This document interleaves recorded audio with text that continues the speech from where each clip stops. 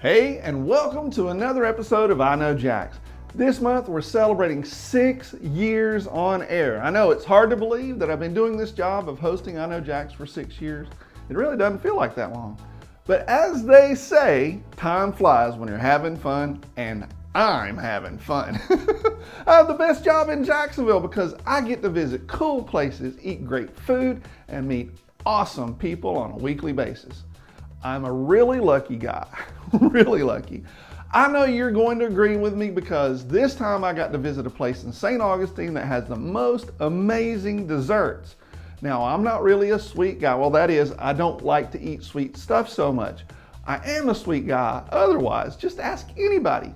I'm gonna take that back. Don't ask my wife, but you can ask anybody else, I think. I am very impressed by Nils at Creme de la Coco, and obviously I'm not the only one because you can see him also on the Food Network. I decided to take a trip to St. Augustine to find out more. I'm down in beautiful St. Augustine on San Marco at Creme de la Coco, checking out. They do sweets, and I'm not normally a sweets guy, but I'm gonna go back in the kitchen and check out what they got going. It's kind of cool to put chocolates in edible packages. Okay. So what we're going to be doing is we're going to be making an edible chocolate sphere to put the chocolates inside of. And what's this called so people can know what to order when they come? I mean, we call it kind of the Wonder Ball. Obviously, there's things like that already. But I was going to call it Amaze Balls. Amaze Ball. You can call it whatever you want. That's not okay, maybe. A little bit science. Absolutely. A lot of tasty. It's part of the reason I like it is the art and science mix. And it seems to make people happy.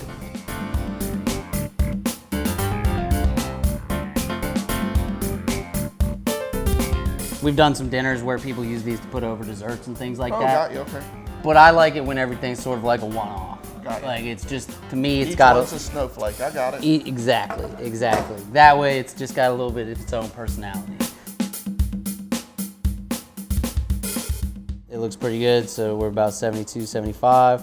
Give it a swirl. And so you can start to see sort of the patterns that you're gonna come up with. We'll be putting, you can pick what type of chocolates you want in there. Right. You can sort of put anything you want, mini macarons, mini cookies, pretty much anything. I think my name, Amaze Balls, is something that should stick. Hey, Amaze Balls is not that bad.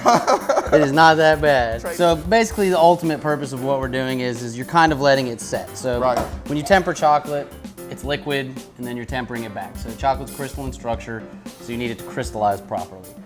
The crystal you're looking for is beta 6. There's 6 crystals in there. So beta 6 is what we're shooting for. And so you can see here how it's starting to look a little more matte than shiny. Right. So it sets pretty quickly. Once it starts setting, it goes. So in the winter, it's a lot better because it's colder. So did you pay attention in science class? It sounds like you did. Because I might have sat in the back of the class. I'm just saying. I did all right. You know, the product of scientists. Both my parents are scientists. Oh, so, are they? Okay, yeah, well, good for you. Sort of ingrained a little bit in there. I didn't have that. That's okay. I turned science into food. That's where I went.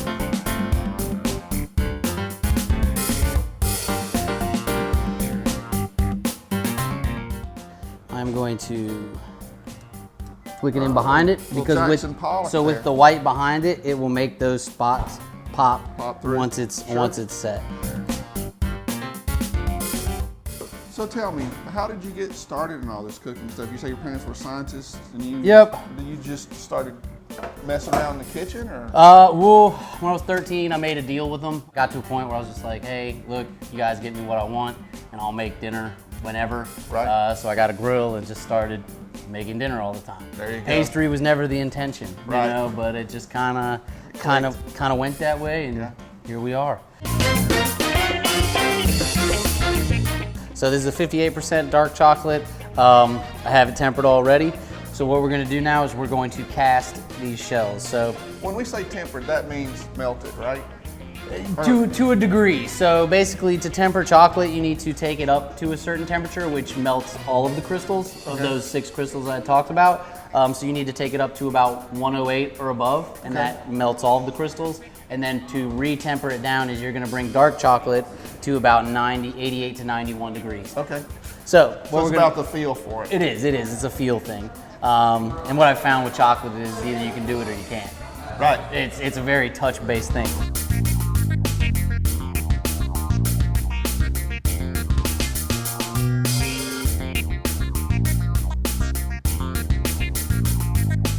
You ever look at something when you're done and go, I made that? Every once in a while. Just every once in a while? Well, it just depends. Honestly, that mostly happens with the ways things taste. Sometimes I'm like, we'll see how this goes. What was the last thing that you went? It was probably the apple caramel that I made. Oh, that was great, by the way. Don't you love those moments though when you're like, yeah, they're great. They're great. And then everybody's like, I made that. just like, yeah. Those are amaze balls. They're amaze balls. They're amaze balls. When you know chocolate's done well is it's shiny. Okay. So that has to do with the tempering. But the faster and the harder you can get it to snap off the plastic, the shinier it's gonna be. Flip it over, tap it out. Oh, they came out. But you can see that little bit of yellow in there now. But what we're gonna do is we're gonna take a couple different types of chocolates and some of these crisp pearls that everybody loves so much. So it's like a chocolate surprise pinata, and everything's edible. And Everything tasty. is edible. Man. Everything is edible. So normally Nils, I love you, man. Love you too. Hazelnut, milk chocolate, mint chocolate, and rum.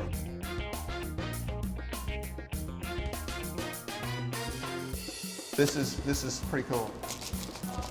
Can you hear that? I can hear it. That's awesome. I'm going to show you how I make my champagne and strawberry cotton I'm candy down today. for that. All right.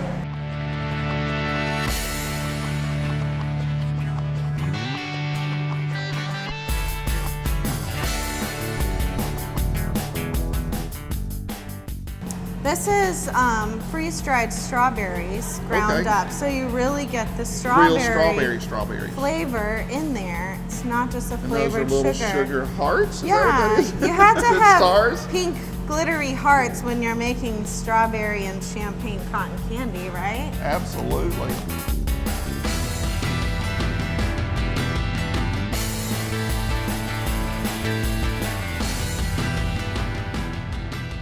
Here, I typically do about 3 or 4 spins that go into this one little cup. tiny little container.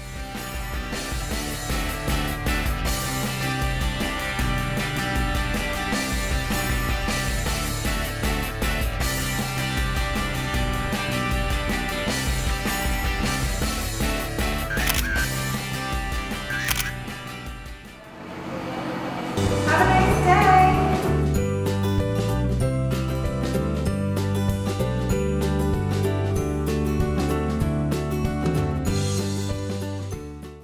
If you haven't been to Creme de la Coco yet, I suggest you put it on your list of must-see places in St. Augustine. Next, we're going to talk about something that's really close to my heart, and I bet you can't guess what it is. It's something that's been really big in our area this weekend. Really big. It's something a lot of people were excited about and have been talking about pretty much all week, and it's something close to my heart: tiny houses. Annie from Eco Relics here in Jacksonville is also somebody who is passionate about tiny houses. Recently, they finished a tiny house at Eco Relics using a lot of repurposed materials, and I met up with Annie to find out more. We have so much reclaimed material in this warehouse that I thought, what better way for us to showcase that you can use it in construction, but to do it ourselves. And a house was a little bit too daunting. And I'd been talking with Sarah Boren at the USGBC, and we decided that we'd do a tiny house together, together with them, and build it green. Did you guys do a design charrette? How did you come up with the design? We did a full day design charrette, which was part of the LEED certification. So it enabled us to get ideas from different people who are in the industry about how to make it, you know, the best possible tiny house we could make it, and the greenest possible tiny house that we could make it. There was a lot of different issues that we weren't expecting because LEED is based on a home that sits on a plot of land, right? A lot of the points are driven based on where you plop your house. And we're straddling on the edge of gold and platinum right now, and we think that we're going to get platinum. So it's a big plus for us because we'll also be the first LEED certified tiny house in the world, which is awesome. It will go on a green building tour of Florida.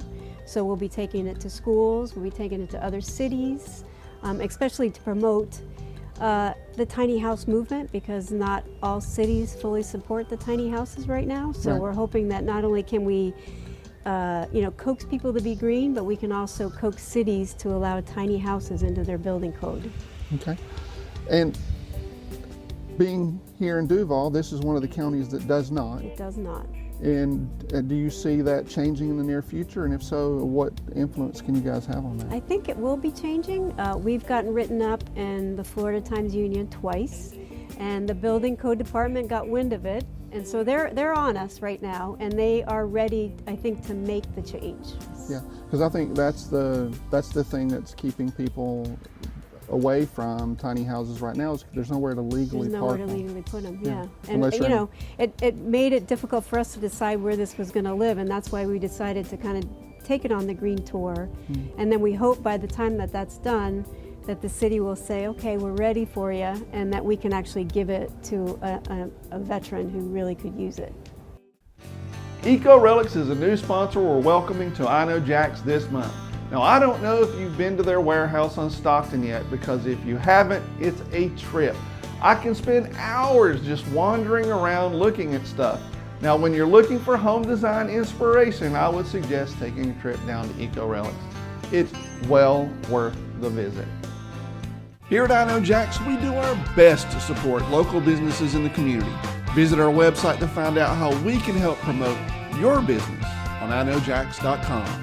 Call Joe directly at 904-345-0755 or visit iknowjax.com/advertising. Tracy and I always have a great time when we get together. I believe it has something to do with the fact that both of us really enjoy living in Jacksonville, and we both think that there are so many fun things to do here. Just check this out. I am Tracy Dot Com, your official funologist, and this is the TDC Experience. Hey, if I forget to tell you, happy Thanksgiving. This week the holidays officially kick off, and 'tis the season to bring you something free, starting right here at Latham Park.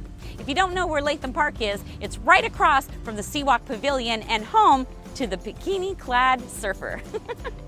Right here at Latham Park, Deck the Chairs is going to light up Jacksonville Beach. Check out all the holiday decorated beach chairs this weekend through New Year's Day.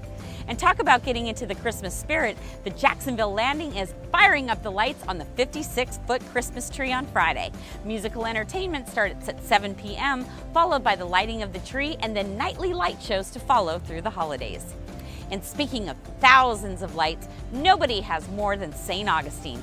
The annual Nights of Lights is a nationally recognized must-see event any night of the week now through January 31st.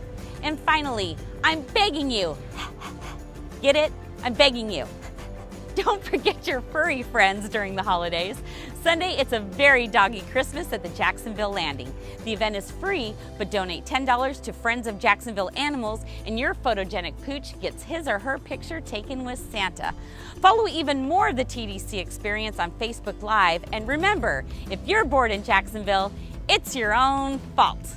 I know Tracy is never bored in Jacksonville, and I'm not either. There's so much to do in our area.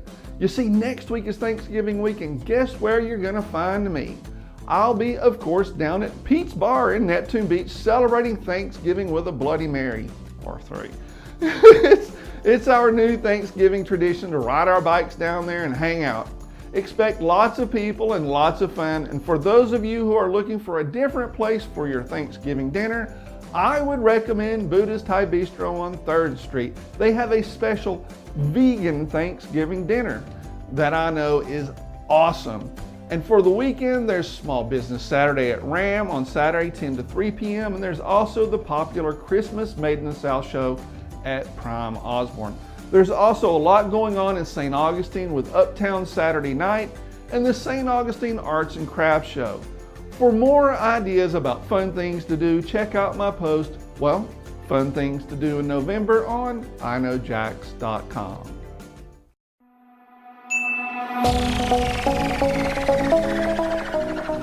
Hi, my name is Natalia with Trivia Nation, and it's time to get your think on.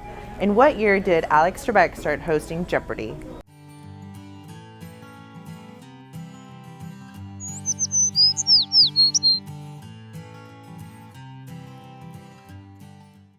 Hi, it's Natalia with Trivia Nation, and it's time to get your think on. We asked, in what year did Alex Trebek start hosting Jeopardy? And the answer is 1984. Please join us at any of our 50 locations in Northeast Florida. Just go to TheTDC.com for more details.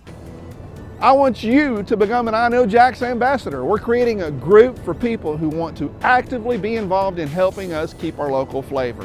See, our motto at I Know Jax is eat local, drink local, and be local. I love going on local adventures, trying new local restaurants, and finding fun things to do in the Jacksonville area. I also believe that we need to protect and support our small local businesses. And when you spend money with a local business, it benefits our whole community. Here's an example. A local restaurant is often buying local Mayport shrimp and local produce, but a chain restaurant places a big order for the group, and most likely their supplies are shipped in from somewhere else. They might even be using frozen shrimp from China. You can think about it this way too. If you order lunch for 20 people for your office from a local restaurant, that makes a huge difference for the local sandwich shop. If you do it from a big chain, not so much. Having thriving local restaurants, craft breweries, and other businesses is what makes a city unique. Big box stores, chains, and franchises have big marketing budgets, while small local businesses often struggle to get the word out. This is where I Know Jax makes a difference. We help showcase these great local places. Now, it's important to our community to stay local, to not get overrun by the big national chains. We want to keep our local flavor, plain and simple. I believe that this is the true goal of I Know Jax, and now I'm starting the ambassador program so that you can help. As an ambassador, you will get to actively be involved in I Know Jax. You can sign up to volunteer in a variety of projects. How much time you want to spend is of course up to you, because this is a volunteer project. To be successful, you need to be comfortable using social media. I'm starting a special Facebook group for communication, and we'll also have regular in-person meetups all around town. If you're interested, all you got to do is go to this web address and fill out the form. Can you believe it? It's already Thanksgiving and the holiday season is right around the corner. I am already making plans for 2018. It's going to be a great year for I Know Jax.